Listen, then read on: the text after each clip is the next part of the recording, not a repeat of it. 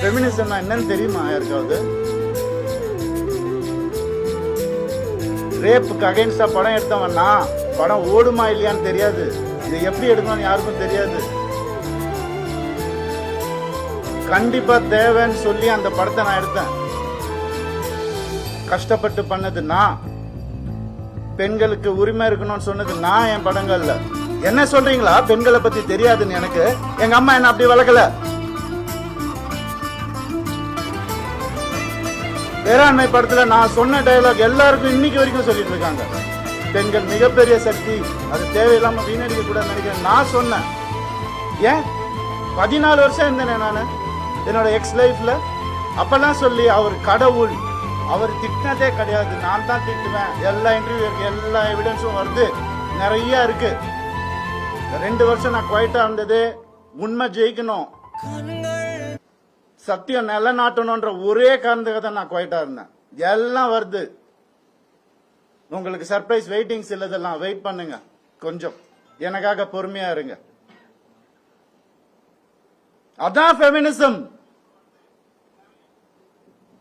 என்ன நினைச்சிட்டு இருக்கீங்க ஃபெமினிசம்னா? நான் அப்ப நான் யார்? நானும் ஃபெமினிஸ்ட் தாங்க. எப்படிங்க என் குடும்பத்தை நான் அகைன்ஸ்டா எப்படிங்க பேசுவேன்? 14 வருஷம் பேசலையே, பொறுத்துக்கிட்டேனே. என் பிள்ளைங்களை பார்க்க விட மாட்டாங்க.